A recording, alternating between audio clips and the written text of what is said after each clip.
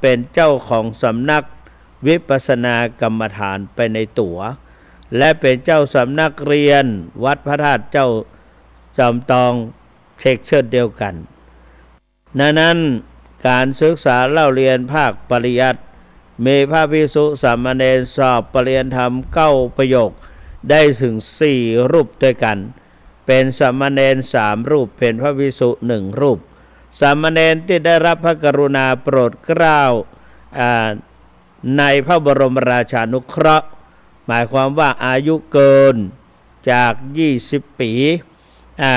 เข้าสู่21-22ปีนี้มีจำนวนมากก็เลยมีพระกรุณาโปรดเกล้าให้อยู่ในพระบรมราชานุเคราะห์แล้วก็ให้บวชที่สำนักเดิมที่สังกัดและในวันที่4ก็จะมีการอุปสมบทในพระบรมราชานุเคราะห์ที่วัดพระธาตุเจ้าสลีจอมทอง2รูป1สามเณรรัชชานนท์คำแสงอายุ22ปีวัดพระธาตุเจ้าสลีจอมทอง2สามเณรพิชิตชัยอายุก็22ปีก็วัดพระธาตุเจ้าสลีจอมทองมาอยู่วัดพระธาตุสีจอมทองตั้งแต่เป็นสามเณรน้อยๆแล้วก็ศึกษาเล่าเรียนได้พ่องตกพ่องก็จนถึงปริญญาธรรม9ประโยคสอบปริญญาธรรม9ประโยคได้มีบุญแต่วาสนาพลาดไปหน่อยแต่ก็ยังได้รับพระกรุณาโปรดเกล้าโปรดกระหม่อมให้อยู่ในพระบรมราชานุเคราะห์ดังนั้นวัดพระธาตุเจ้าสลีจอมทองจึงกราบเรียนพระเดชพระคุณท่านเจ้าคุณพระธรรมเสนาบดีรองเจ้าคณะภาค7สถิตอยู่ณวัดพระธาตุดอยสุเทพราชวรวิหารมาเป็นพระอุปัชฌาย์พระเดชพระคุณหลวงพ่อเจ้าคุณพระเทพสิงหวราจารย์เจ้าอาวาสพระอารามหลวงชนิดวรมหาวิหารคือพระเทพสิงหวราจารย์จะได้มาเป็นพระกรรมวาจาจารย์ท่านเจ้าคุณพระเดชพระคุณท่านเจ้าคุณพระราชรัชมุนีวัดเจ้าคณะอำเภอเมืองจังหวัดเชียงใหม่สถิตหรือสังกัดวัดสวนดอกพระอารามหลวงคำว่าพระอารามหลวงนี่บ่เหมือนกัน3-4วัดนี่เหมือนกันโดยวัดพระสิงห์นั้นเป็นอันดับ1เป็นวัดพระอารามหลวงชนิดชั้นเอกชนิดวรมหาวิหารวัดพระธาตุดอยสุเทพจันโทชนิดราชวรวิหารและก็วัดพระธาตุจอมทองพระอารามหลวงชั้นตรีชนิดวรวิหารชั้นพระวัดสวนดอกเป็นพระอารามหลวงสามัญเรียกว่าพระอารามวัดสวนดอกพระอารามหลวงส่วน3วัดนั้นมีคำว่าพระอารามหลวงวัดพระสิงห์วรมหาวิหารวัดพระธาตุดอยสุเทพราชวรวิหารวัดพระธา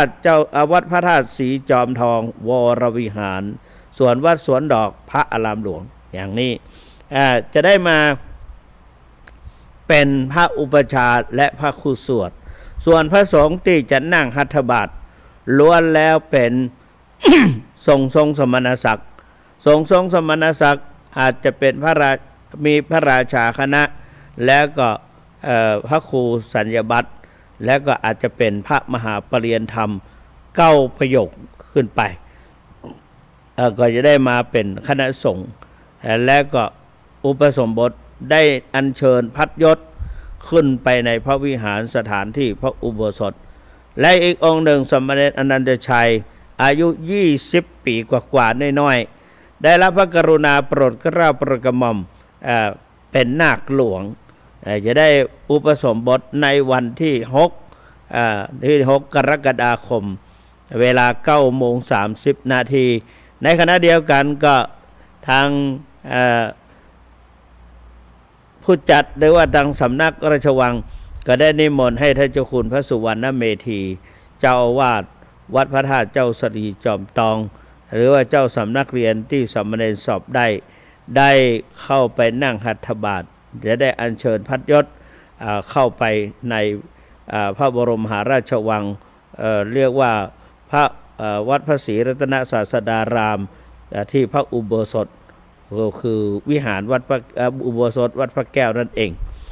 พระแก้วมรกตนั่นเอง ในวันที่6กรกฎาคมเวลา9:30 น.พอถึง4 โมงก็จะได้เข้าประกอบพิธีถวายเขาเรียกว่าได้ประกอบพิธีในการถวายพระพรแด่พระบาทสมเด็จพระเจ้าอยู่หัวเนื่องในงานอุปสมบทเนื่องจากว่าผู้แทนพระองค์โดยเฉพาะสมเด็จพระชรกิติยาภาได้มาเป็นประธานผู้ได้รับพระกรุณาโปรดเกล้าพระราชทานให้สมเด็จพระเจ้าลูกยาเธอเจ้าฟ้าหญิงพระชรกิติยาภาในเวลา 16 นาฬิกาของวันที่16 นาฬิกา4 โมงเย็นก็จะได้ขึ้นไปในพระบรมมหาราชวัง2 ครั้ง เพราะนั้นในวันนี้ก็ถือว่าได้มาพบปะกับท่านศรัทธาสาธุชนโดยเฉพาะอย่างยิ่งได้ว่าคันธทุระได้แก่การศึกษาเล่าเรียนนอกจากนั้นวัดพระราชเจ้าสรีจอมทองยังมีการศึกษาพระอภิธรรมโดยพระครูสังฆลักษณ์สังฆพานพิชัย หรือว่าหลวงพี่เต๋าเจ้าของสถานีเนี่ยเปิ้นสอบได้อภิธรรมมหาบัณฑิตได้จบปริญญาเกี่ยวกับพระอภิธรรมและทุกวันนี้ก็ได้ทำหน้าที่เกี่ยวกับเผยแพร่ดังนั้นในขณะเดียวกันนี้ก็จึงได้มอบหมายให้อาตมาภาพได้นำเอาวิปัสสนาธุระมาพบปะกับท่านศรัทธาสาธุชนอาตมาจะเปิดสายปุ้นเนอร์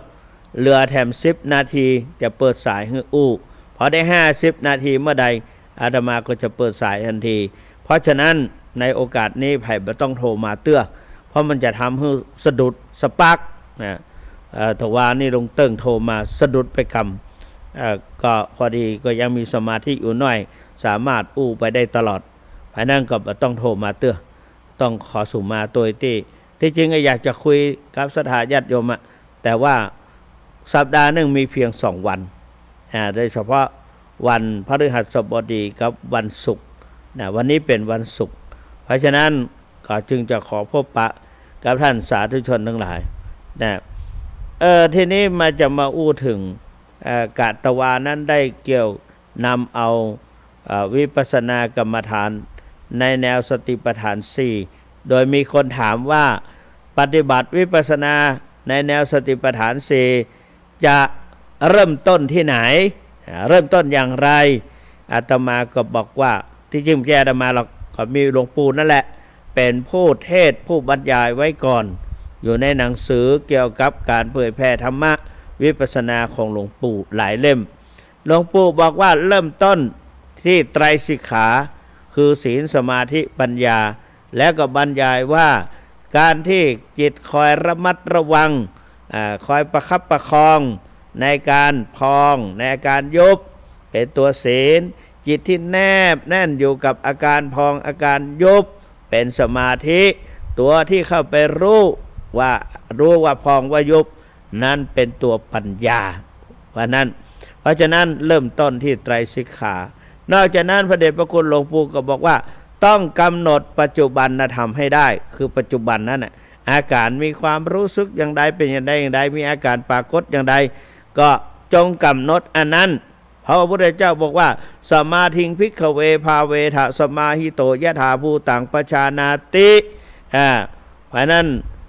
จงยังสมาธิให้เกิดผู้มีจิตเป็นสมาธินั้นก็ย่อมจะรู้เห็นตามความเป็นจริงและโดยกำหนดตามโพชฌงค์7 ประการ1สติความระลึกได้ระลึกในอิริยาบถ4ยืนเดินนั่งนอนอย่างมีสติ2ธรรมวิจยะความสอดส่องธรรมก็คือมีการกำหนดอยู่ตลอดเวลาพระเดชพระคุณหลวงพ่อเจ้าคุณพระธรรมเถรราชมหามุนีหลวงพ่อโชดก ก็ได้บอกว่าว่าการวิปัสสนานั้นต้องกำหนดถ้าไม่กำหนดก็ไม่ใช่วิปัสสนาถามกำหนดอย่างไรเดินกำหนดเท้านั่งกำหนดท้องจ้องดูอาการเคลื่อนไหวใจกำหนดสภาวะธรรมทุกอย่าง และก็นอกจากนั้นพระเดชพระคุณหลวงปู่ก็บอกว่าให้กำหนดปัจจุบันธรรมให้ได้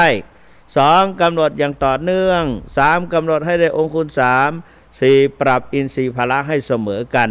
กำหนด4แล้วก็จะได้5คือได้ไตรสิกขาได้อริยมรรคองค์8ได้ไตรลักษณ์3แล้วได้ญาณ16 4ได้โพธิปัจจยธรรม37ประการเนี่ยได้5อย่างกำหนด4ได้5ข้อสำคัญคือกำหนดปัจจุบันในเวลานั่งอยู่ก็ดีนอนอยู่ก็ดีก็กำหนดตลอดนะกำหนดตลอดเพราะฉะนั้นการกำหนดจึงเป็นวิปัสสนาจะรู้แจ้งวิปัสสนาแปลว่าความรู้แจ้งเห็นจริงในรูปนามหรือในอาการที่ปรากฏขึ้นในเกิดขึ้นว่าเกิดขึ้น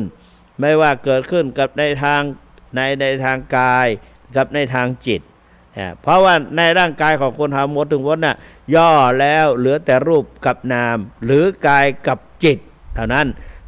เพราะนั้นจงกำหนดรู้ทัน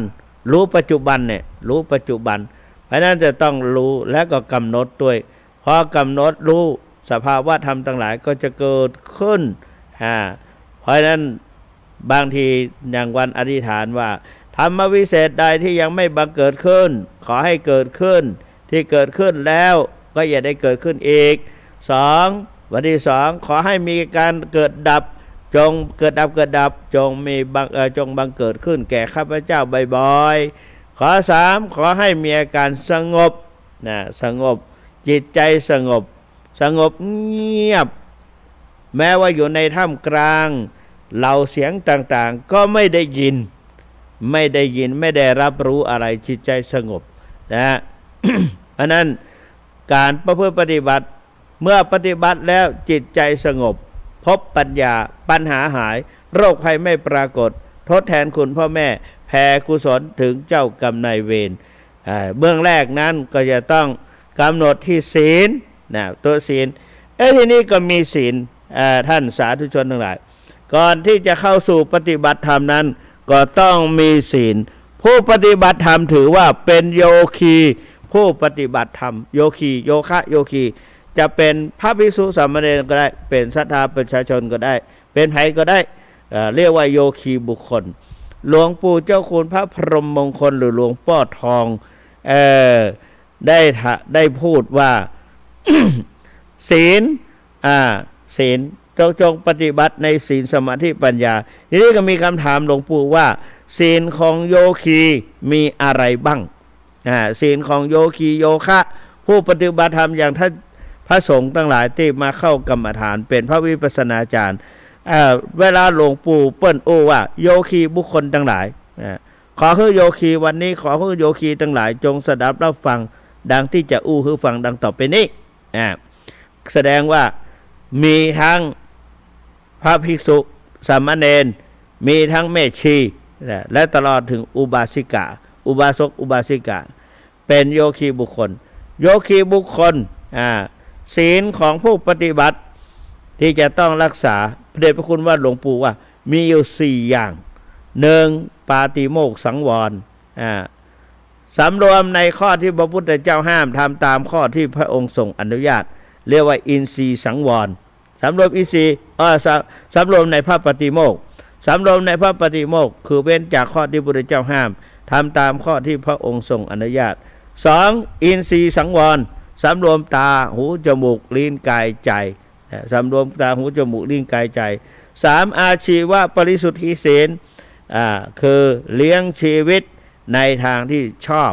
ไม่หลอกลวงเขาเลี้ยงชีวิตหรือเลี้ยงชีวิตในทางสุจริตนั่นเอง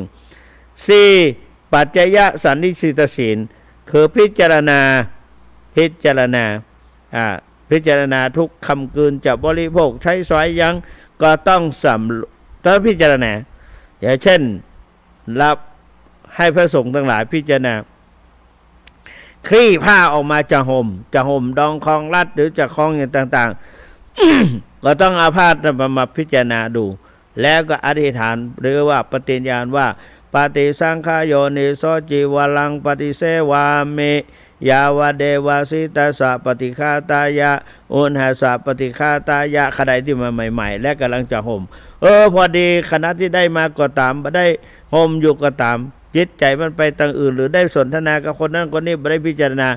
ในภายในนั้นก่อนถึงจะมืดจะค่ำก็พิจารณาว่าอาชมายาอปาจเวกิตวาจิยาจีวลังปาริปุตัง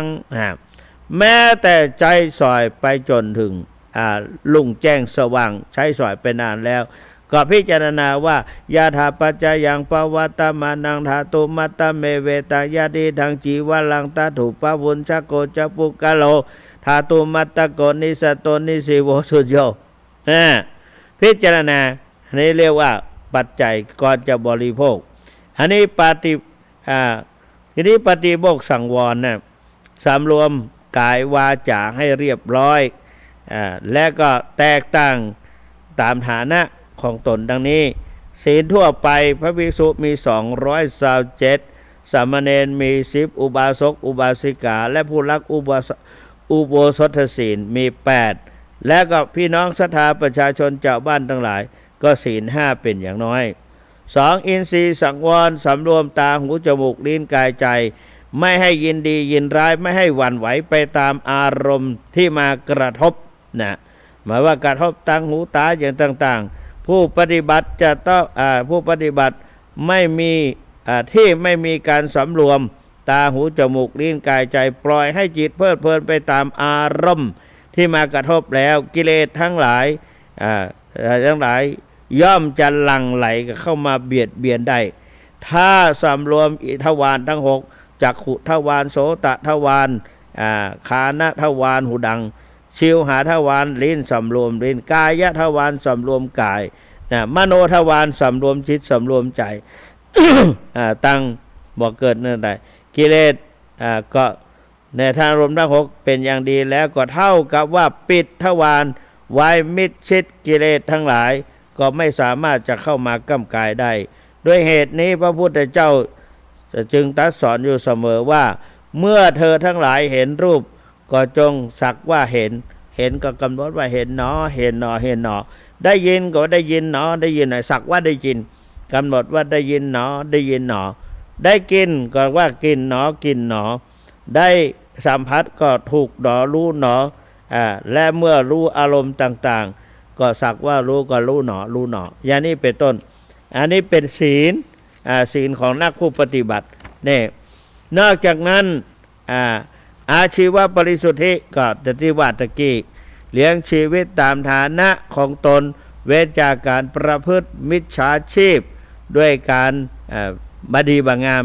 อันได้แต่ช่อชนเบียดเบียนพยาบาทประกอบอาชีพในทางสุจริตแสวงหาปัจจัยคืออาหารเครื่องนุ่งห่มที่อยู่ที่อาศัยและยารักษาโรคด้วยความบริสุทธิ์ใจปราศจากเล่ห์เหลี่ยมใดๆเช่นถ้าเป็นภิกษุก็แสวงหาอาหารด้วยการบิณฑบาตเป็นต้นปัจจยสันนิสิตศีลก็คือพึงพอใจในการบริโภคปัจจัย4พอประมาณเพียงเพื่อดำรงชีวิตให้เป็นอยู่ได้และเพื่อป้องกันอันตรายภัยต่างๆที่จะเข้าสู่ร่างกายเท่านั้นมิได้คำนึงถึงความสุขสำราญหรือการแสวงหาความสวยงามแต่ประการใดเช่นในเรื่องอาหารพระพุทธองค์ก็ทรงแนะนำให้บริโภคแต่น้อยเช่นกินน้อยนอนน้อยพูดน้อยปฏิบัติมากนี้เป็นต้นเมื่อเหลือยังค้าเหลือทำกรรมก็กินพอดีระยะเหลือแถมสัก4กรัมหรือ4คำ5คำ4ช้อน5ช้อนจะอิ่มก็ให้ดื่มน้ำเข้าไปจงดื่มน้ำบริโภคน้ำก็พอแล้วเพื่อยังให้ชีวิตเป็นไปเพราะว่าเขาฉันนักบริโภคนักมันง่วงนอน ง่วงนอนเหมือนพระเจ้าประเสนที่โกศลพระพุทธเจ้าต้องสอนให้พระเจ้าหลานเธอได้ช่วยเตือน เมื่อพระเจ้าประเสนที่โกศลลดอาหารลงกำน้อยนะทีนี้ท่านสาธุชนทั้งหลายในการปฏิบัติ วิปัสสนากรรมฐานแนวสติปัฏฐานสี่กำหนดเมื่อวานนี้บอกกำหนดปัจจุบันนี่กำหนดปัจจุบันนี่กำหนดจะได้อย่างเช่นว่าปัจจุบันนี้เราปฏิบัติวิปัสสนาแนวสติปัฏฐานสี่คือกายเวทนาจิตธรรมก่อนอื่นจะต้องรู้ว่ากายนั่นหมายถึงอิริยาบถสี่ ยืนเดินนั่งนอนอย่างมีสติการยืนนี่ก็มีความสำคัญก่อนจะเดินท่านให้สำรวจตรวจดูแล้วก็ดูทางเดินมันมีแมลงไหมมีงูเงี้ยวเขี้ยวขอไหมมันปลอดภัยขนาดไหนดูพอดีสายตาทอดลงไปประมาณ1 วาแล้วก็สังเกตดูสิ่งที่รอบข้างแล้วก็ยืนอย่าซัดสายตาไปมาเพียงแต่สำรวมอยู่ในทางเดินกำหนดว่ายืนหนอให้รู้สึกตัวตื่นตัวอยู่เสมอว่าตนเองยืนหนอแล้วก็กำหนดว่าอยากเดินหนอมีปัญหาถามเขาว่าถ้าไม่อยากเดินล่ะ เพราะว่าเราต้องสร้างศรัทธาว่าประโยชน์หาสิ่งใดที่เราแบบให้พอใจสักตัวใดนั่นน่ะมันเป็นประโยชน์โดยเฉพาะวิปัสสนากรรมฐานแนวสติปัฏฐานสี่เราท่านทั้งหลายก็หลายรูปหลายตนที่เข้ามาปฏิบัติได้พบกับความสำเร็จวันนี้เป็นวันประเมินอาตมาไปนั่งประเมิน10 กว่ารูป7 รูป7 รูปพร้อมด้วยภิกษุณี2 รูปและก็แม่ชี1พอดีภิกษุณีอาจจะสงสัยลูกไหนมาสำนักนิโรธาราม เปิดไปบวชที่ศรีลังกาเมื่อวันที่28เปิดก็ไปแถมชุด1แถมคณะ1ไปบวชเป็นภิกษุณีก็หมายความว่าเพื่อปฏิบัติให้เข้มขึ้นจากเป็นรักษาศีล5ก็มารักษาศีล8จากศีล8เพิ่นก็มารักษาศีล10หรือว่าศีลสิกขมานะปฏิบัติสำรวมรักษาถึงกี่ปี3 ปี6 ปีเนี่ยนะประมาณเนี้ยก็รักษาบางศีลด่างพร้อยจากนั้นก็ไปบวชเป็นภิกษุณีเป็นภิกษุณีมาก็ต้องเพื่อที่จะปฏิบัติให้เข้มงวดกวดขันขึ้นก็มาลาไปในฐานะที่อาตมาเป็นเจ้าคณะอำเภอแล้วก็ภิกษุณีลุงเดือนก็ฝากเจ้าคณะอำเภอไว้ขอช่วยดูแลทางมหาวิทยาลัย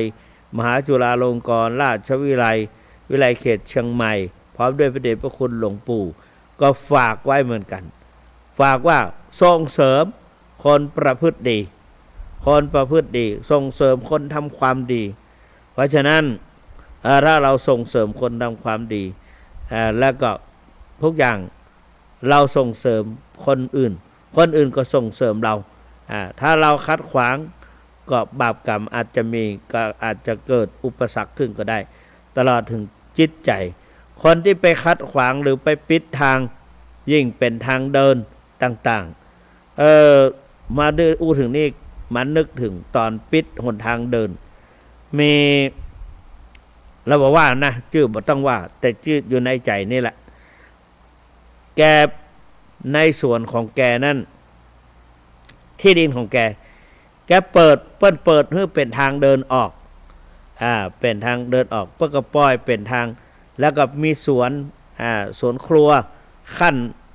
อยู่แถมขั้นหนึ่งแล้วก็แปลงทางเดินระหว่างทางที่อยู่ที่กินแปลงบ้านแปลงอย่างต่างๆแล้วก็ล้อมรั้วไว้แล้วก็เป็นช่องทางเดินถ้าก็ทางเกวียนเดินได้ล้อรถลาเข้าได้สะดวกสบายแล้วก็พอไปอีกด้านซ้ายมือสมมติว่าเข้ามาบ้านอยู่ทางขวาแล้วก็สวนครัวอยู่ด้านซ้ายกว้างๆปอๆกันตั้งก็นี่ทีนี้ไปทะเลาะกับคนข้างบ้านเข้าเข้าออก แกก็เลยปิดหนทางเลยโดยใช้ต้นละหุ่งเอามาปักแล้วก็ล้อมรั้วไว้ตั้งแต่นั้นมาภัยก็เข้าก็บ่ได้ออกก็บ่ได้ก็เป็นส่วนของแกเป็นที่ดินของแกมีสิทธิ์เต็มที่100%จะทำอย่างก็ได้แต่ว่าแกก็ยังเพียงแต่ใช้ต้นละหุ่งกับไม้มาเป็นทำเป็นรั้วเท่านั้นต่อมาต้นละหุ่งนั้นถึงแม้ว่าถูกตัดไปก็เป็นต้นไม้ที่เกิดง่ายมีรากขึ้นมาสมบูรณ์บ่เหี่ยวบ่แห้งออกมาเปล่งป้อยงามขึ้นมาจนเป็นลำขยายลำเท่ากับแข้งกับขาพอดีถึงคนเราพอถึงใกล้จะตายก็บ่ตายง่ายทุกทรมานคนตั้งชนบทนี่เวลาคนใดก็เรียกว่าเป็นลำบากเขาว่า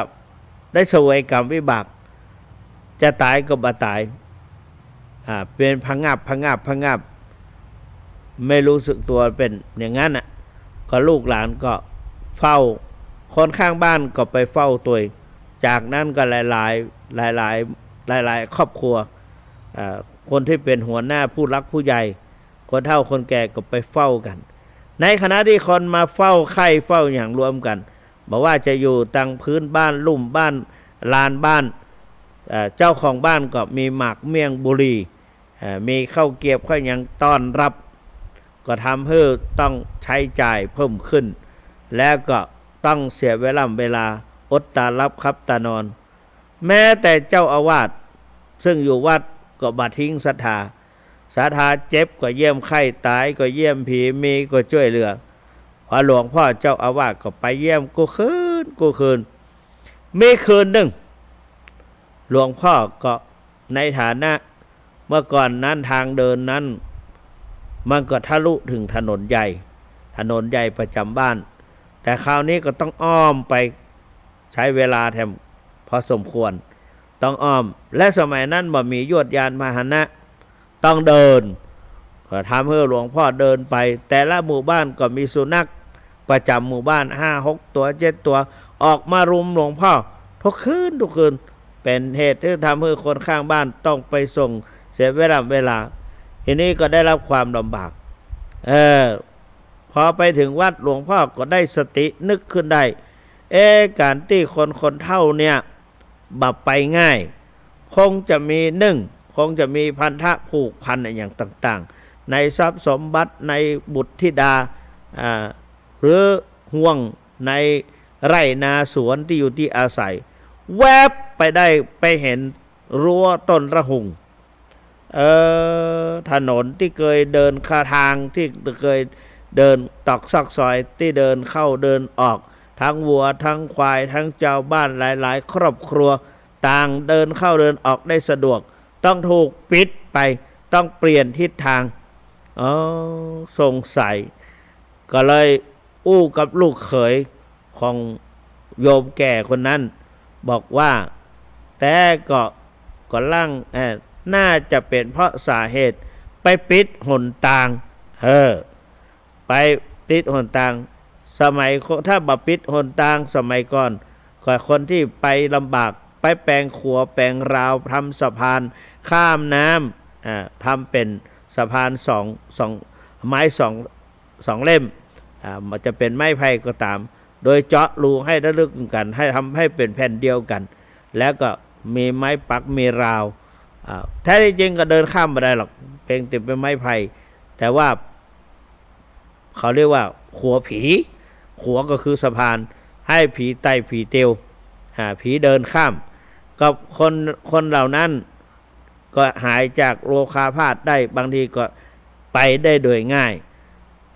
ก็ลองดูสิเราลองไปตัดต้นละหุ่งแล้วก็ยกแผงต้นละหุ่งนั้นมาระนาบกับสวนอีกข้างหนึ่งเปิดให้เดินถ้ามันยังบ่หายมันยังเป็นอย่างเดิมก็ล้อมอีกไม่ก็ได้แต่ถ้ามันลองดูสิรุ่งเช้าขึ้นมาก็ลูกเขยไปตัด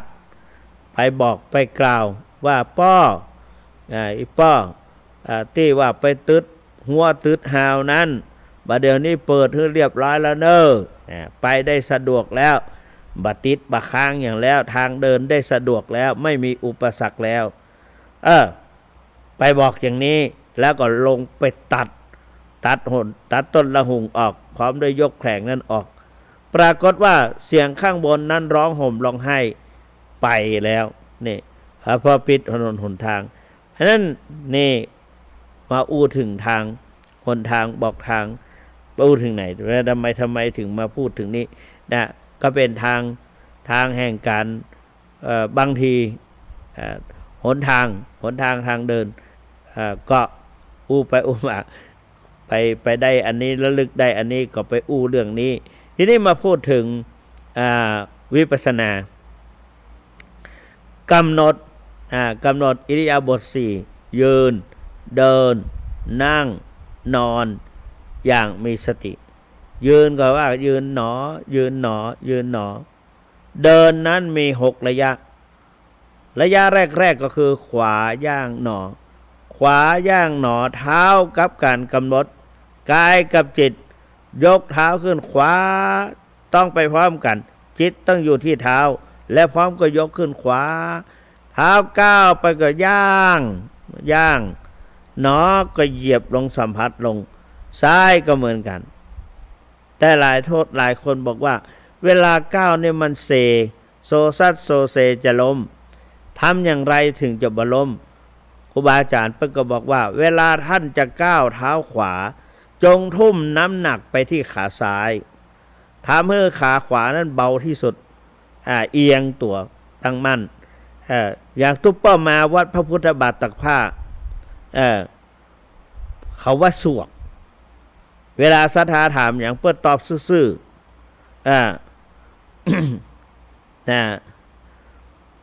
มีโยมป่าซางมาประพฤติปฏิบัติครูบาวัดพระบาทตักผ้าว่าผมมา เวลาบ่ว่าง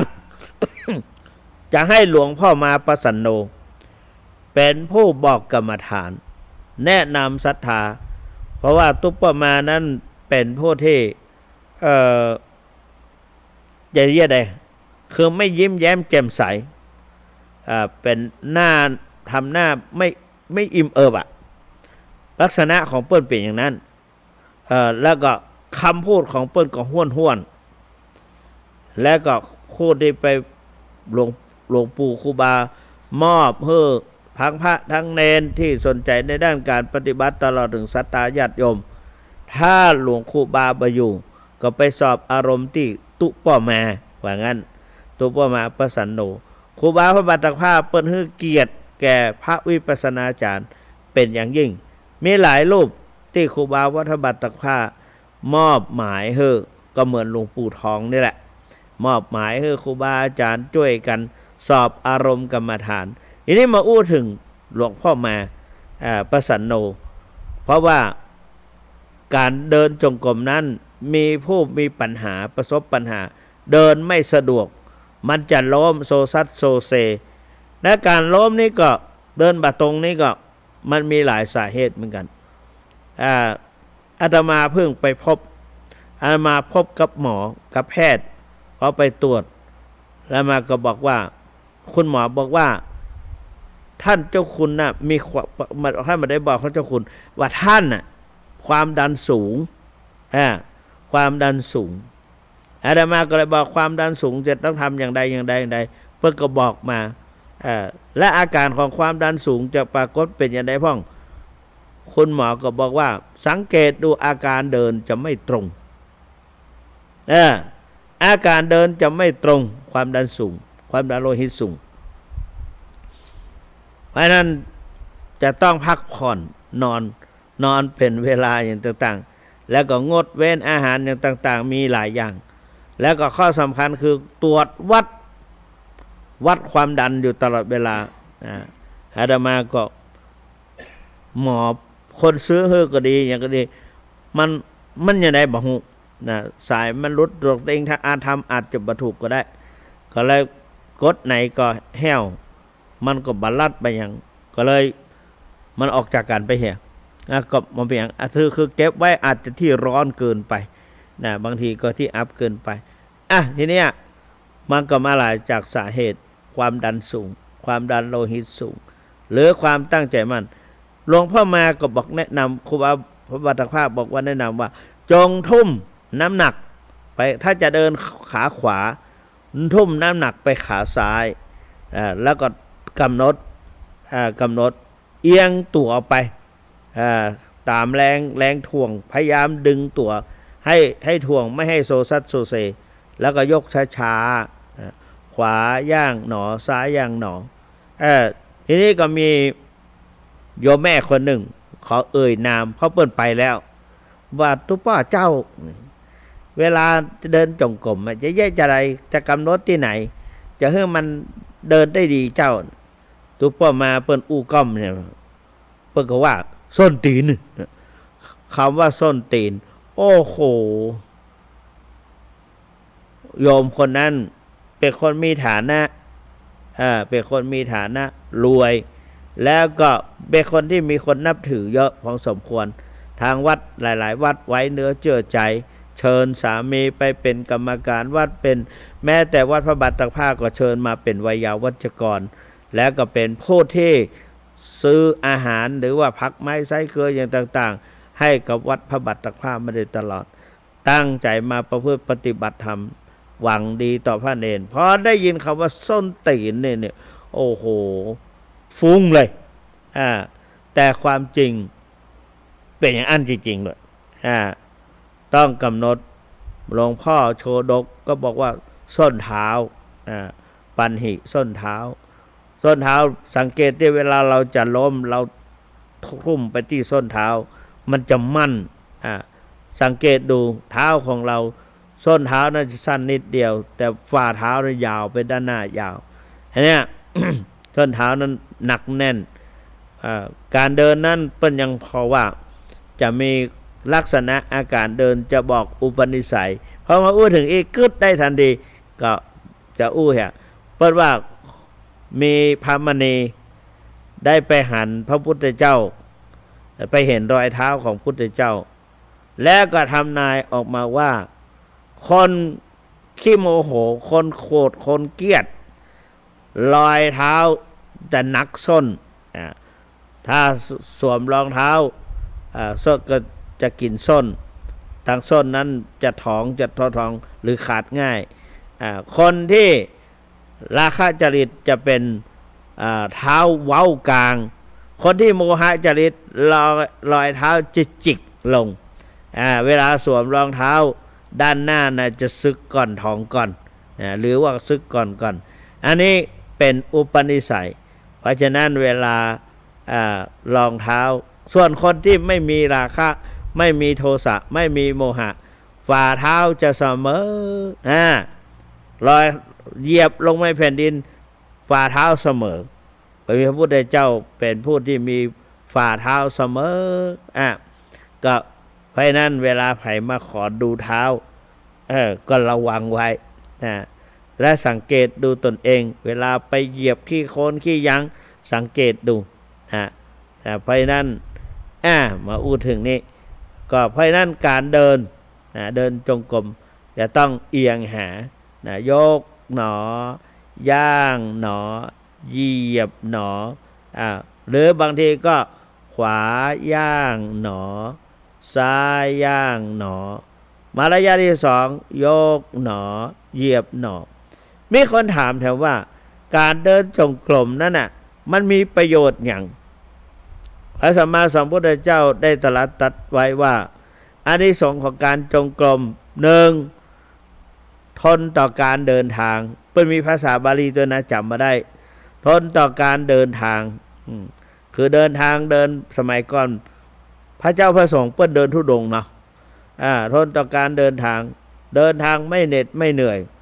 สองทนต่อการทำความเพียร อย่างตัวเจ้าทั้งหลายที่มาประพฤติปฏิบัติต้องมีความเพียรพยายามมีความเพียรพยายามอย่างใดศรัทธาสาธุชนทั้งหลายคนเราทั้งหลายย่อมมีความเหนื่อยหน่ายทำอย่างก็จ้างไม่ได้การศึกษาเล่าเรียนก็จ้างที่บ่ประสบความสำเร็จ ย่อมเกิดความท้อแท้เพราะฉะนั้นจงตั้งใจนะจงตั้งใจเรียกว่าอิทธิบาทสี่คือทางแห่งความสำเร็จหนึ่งพอใจทำสองแข็งใจทำสามตั้งใจทำสี่เข้าใจทำเนี่ยสร้างความพอใจหนึ่งพอใจทำสองแข็งใจทำก็ได้กระเซ็ละขอพยายามแต่ได้ขณะเดียวกันตั้งใจทำสี่เข้าใจทำอย่างเดินจงกรมมันจะล้มแล้วก็เอียงทุ่มน้ำหนักไปเอียงปรับตัวเข้าหาเพื่อไม่ให้ล้มให้เกิดแรงโน้มถ่วงไว้เวลาจะเดินเท้าซ้ายทุ่มน้ำหนักไปเท้าขวาเช่นเดียวกันและก็กำหนดเช่นว่าพอใจทำแข็งใจทำตั้งใจทำวิริยะนะทุกขมัจเจติผู้จะล่วงความทุกข์ไปก็เพราะความเพียรนะพระพุทธเจ้าตรัสว่าวายะเมเถวะยาวะอัฏฐสนิปทาเกิดเป็นคนต้องมีความเพียรพยายามจนกว่าจะประสบความสำเร็จวายาอย่างวายาลืมไปแล้ววายายาวะเมเถวะยาวะอัฏฐสนิปทาอัปทานตะกี้ว่าได้อยู่พอไปมาตะกุกตะกักไปวายะเมเถวะยาวะอัฏฐสนิปทานี่บางครั้งเนี่ยมันก็แปลกเหมือนกันปากนั้นมันสะดุดไปถ้าสะดุดแล้วก็วายะเมเถวะยาวะอัฏฐสนิปทาเกิดเป็นคนควรมีความพยายามจนกว่าจะประสบความสำเร็จความพยายามวิริยะนะทุกขมัจเจติว่าไปแล้วเพราะฉะนั้นอันนี้การเดินจงกรมหนึ่งทนต่อการเดินทางไกลสองทนต่อการทำความเพียรสามอาหารที่กินเข้าไปแล้วย่อยง่ายสลายได้ดีนะสี่เลือดลมในร่างกายไหลเวียนได้โดยสะดวกห้าเป็นกำลังแก่สมาธินั่งสมาธิติดไวหกนั่งสมาธิได้ทนนานคือนั่งอยู่สมาธิติดทนนานแล้วก็เจ็ดถึงไหนละนับเลขอาจจะผิดไปก็ได้และแถมข้อหนึ่งก็คือเกิดสติปัญญาญาณปัญญาญาณคือรู้แจ้งเห็นจริงรู้แจ้งเห็นจริงตามความเป็นจริงยะถาภูตังปชานาติย่อมรู้เห็นตามความเป็นจริงเพราะฉะนั้นการเดินจงกรมจึงเป็นสิ่งสำคัญอาตมาสังเกตได้เพราะว่าถูกผ่าตัดมา2 ครั้งยิ่งใหญ่ที่สุดถูกเอาไตออกไปครั้งหนึ่งแต่สังเกตได้ว่าผ่าตัดเมื่อกลางวัน11 นาฬิกา11 นาฬิกาเกือบจะเที่ยงเนี่ยหมอบอกว่าหลังจากผ่าตัดนี่แล้วก็จะไปกินข้าวเปิ้นอู้กันอยู่แต่อาตมาไปฟื้นเอา4 โมงเย็นเกือบ5 โมงแล้วก็เปิ้นก็เอามาทั้งที่ถูกตัดไตไปข้างหนึ่งแล้วนะเอามานอนที่โรงพยาบาลที่เตียงนอนอาคารชั้น1ตึกหลังเก่าสมัยแต่ก่อนของตึกส่งรุ่งเช้ามาเปิ้นบังคับให้ลุกขึ้นเดินแล้วโดยขู่ไปต่างๆนานาบอกว่าถ้าไม่เดินแผลอาจไม่ติดกันแผลไม่ติดไม่สนิทแล้วก็อาจจะแตกได้จะต้องผ่าตัดอีกครั้งหนึ่งโอ้โหคราวนี้แหละต้องพยายามเดินก้อยๆเดินนี่เพราะฉะนั้นนี่แหละการเดินนั้นเป็นสิ่งสำคัญเพราะนั้นการประพฤติปฏิบัติวิปัสสนากรรมฐานแนวสติปัฏฐาน4ระหว่างการเดินกับการนั่งอันไหนสำคัญกว่ากันสำคัญพอๆกันแต่พอมาถึงอธิษฐานวันที่2อธิษฐานว่าขอให้มีอาการเกิดดับขอให้มีอาการเกิดดับจงบังเกิดขึ้นแก่ข้าพเจ้าบ่อยๆขอให้มีอาการเกิดดับจงบังเกิดขึ้นแก่ข้าพเจ้าสังเกตดูตอนแรกเดินจงกรม1 ชั่วโมงนั่ง1 ชั่วโมง2เดินจงกรม1 ชั่วโมงนั่ง50 นาที3เดินจงกรม1 ชั่วโมงนั่ง40 นาที3เดินจงกรม1 ชั่วโมงนั่ง30 นาทีลดไปเดินจงกรม30 นาทีนั่ง15 นาทีเดินจงกรม30 นาทีนั่ง5 นาทีเงี้ยเพราะนั้นเดินจงกรมเนี่ยหนัก หลายคนบอกว่าไม่อยากจะเดินจงกรมอยากนั่งมากกว่าเพราะฉะนั้นเดินจงกรมจึงมีประโยชน์เพราะฉะนั้นท่านศรัทธาสาธุชนทั้งหลายเป็นการออกกำลังกายอย่างหนึ่งเป็นการกำหนดทิศทางแห่งการเดินอย่างหนึ่งทำให้เลือดในร่างกายเลือดลมในร่างกายไหลเวียนได้โดยสะดวกนอกจากนั้นถ้าเรายืนขึ้นบางทีเราเดินแล้วก็เอามือจับฝาไว้ยกแข้งยกขาขึ้นยกสูงพอประมาณอย่าไปยกเกินยกขึ้นเหยียดลงย่ำลงเหยียบลงยกขึ้นเหยียบลงก็เป็นการทำให้เลือดลมไหลได้เวียนสะดวกแม้แต่นอนท่านก็ยังสอนให้ยกเท้าขึ้นสูงอาตมาเกิดบวมขึ้นเท้าบวมคุณหมอบอกว่ามันก็เหมือนสายน้ำสายน้ำที่แอสลันต่างๆที่ทั่วไปที่เปิ้นวางท่อไว้ย่อมมีการระเบิดแตกฉันใดเส้นเลือดฝอยมันก็แตกฉะนั้นจึงทำให้เกิดอาการบวมแล้วก็อีกอย่างหนึ่งที่ตกกระในเท้าของคุณในมันตกกระเนี่ยแข้งขาอาตมาตกกระโดยเฉพาะน่องตกกระหน้าแข้งเนี่ยตกกระถามว่ามันเป็นเพราะอะไรอย่างหมอก็บอกว่าเพราะเลือดของท่านมันคลั่งมันแตกมันนี่มีแตกตัวกะเขาก็บอกถามมาถ้าก็อุปไมยเหมือนท่อน้ำทั่วไปเหมือนเดียวกันเลือดโลหิตในร่างกายของเราก็เหมือนกันเพราะฉะนั้นมันขยับข้อเท้าพลิกเท้าเนี่ยส้นฝ่าเท้าเนี่ยจงพลิกไปพลิกมานั่นแหละ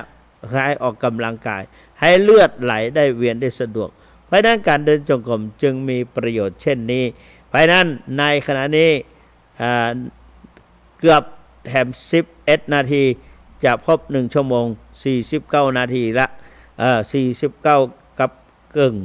30 วินาทีเพราะฉะนั้นก็จะเปิดโอกาสให้พี่น้องศิษย์สาวชาวบ้านทั้งหลายได้โทรเข้าไปสนทนากับท่านเจ้าคุณพระสุวรรณเมธี0817830215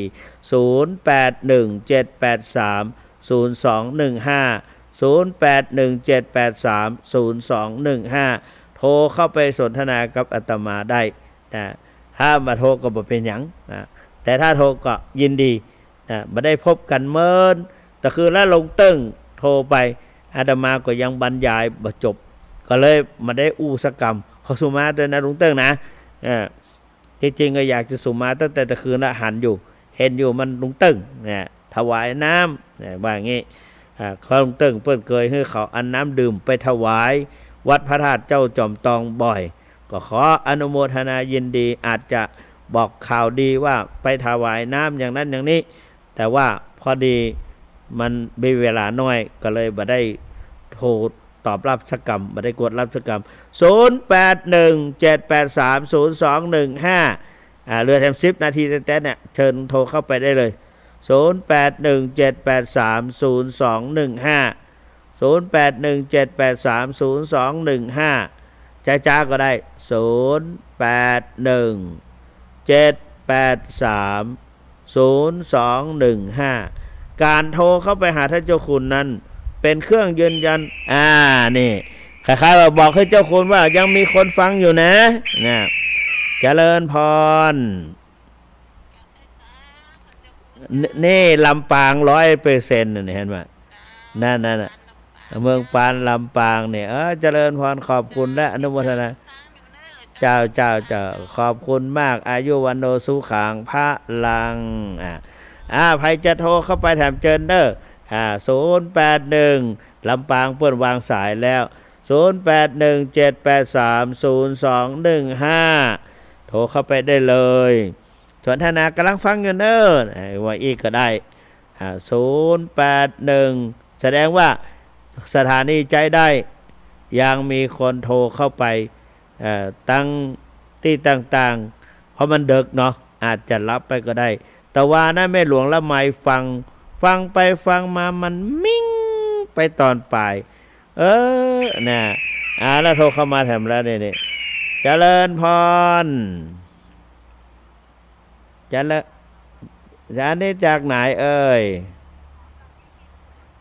นะฮะแม่ริมสักกะแปงมีกะเออ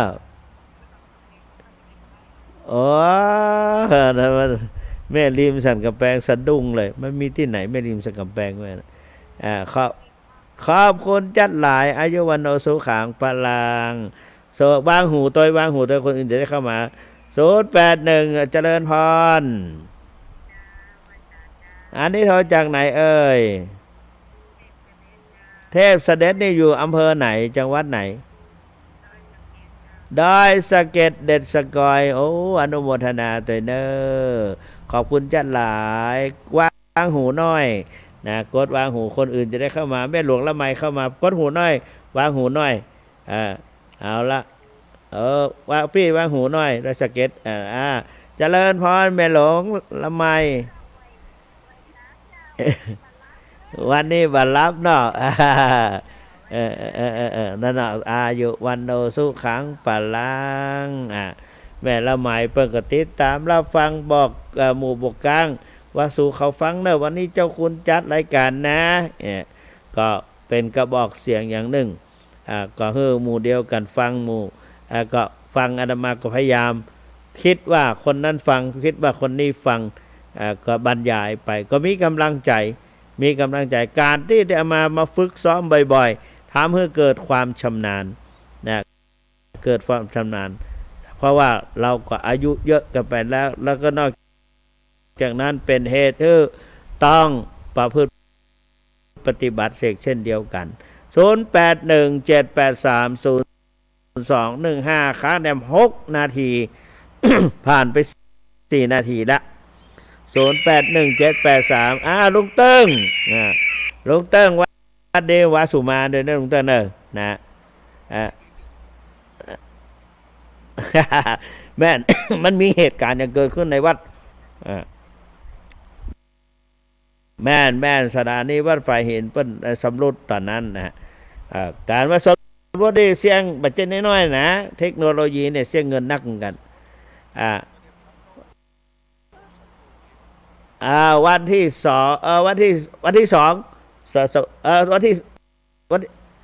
4อ่ะวันที่4นะขอบคุณเจ้าหน้าลุงเติ้งนะ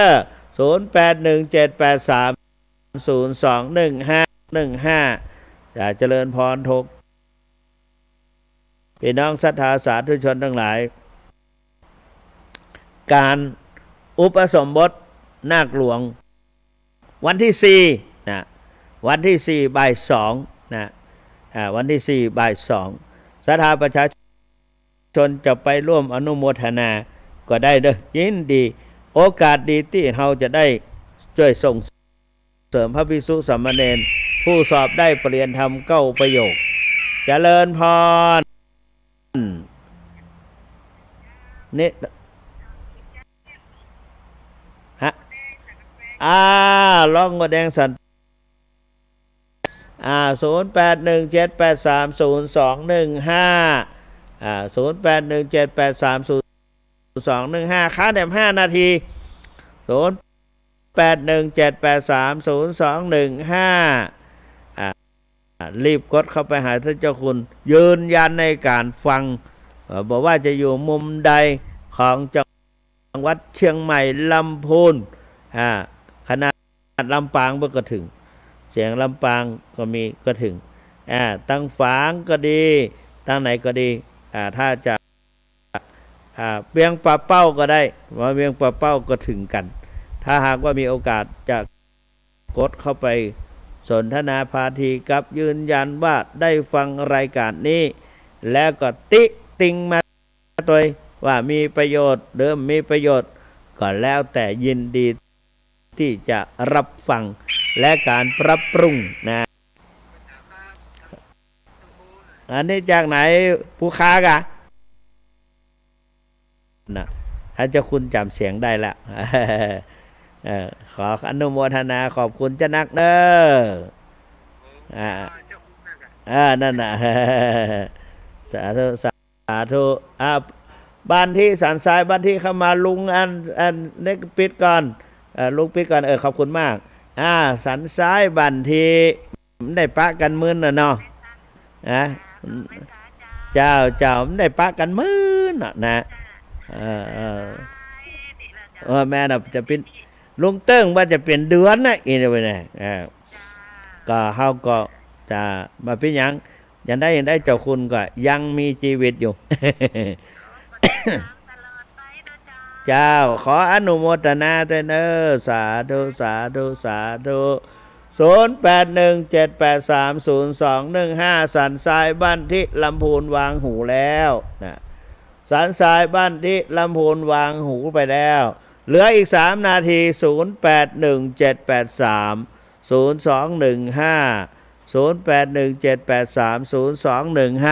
เหลือเวลาอีก3นาทีเสียงอาจจะเบาไปบ้างเพราะอาตมาอยู่ไกลไมโครโฟนลืมไป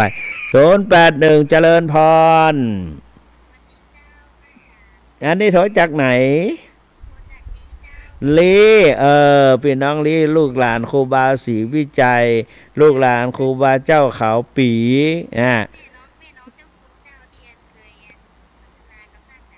โอ้สาธุสาธุสาธุสาธุสาธุสาธุอนุโมทนานะขอบคุณจะนักเนอ0817วางหูกัมปี้0817830215เจริญพรเจ้านี่โทรจากไหนป้าคอยใต้โอ้มเฮาได้ปักกันจะเหมือนเนาะ ดีละได้ฟังเนี่ยอาตมาก็ชื่นชมและอนุโมทนายินดีเนาะ081เหลือทำ2นาทีวางหูน้อยปีสปะคอนใต้0817830215ประคอยใต้วางหูแล้วเหลือเวลาอีก1นาทีเต็ม0817830215จดไว้ก็ได้0817830215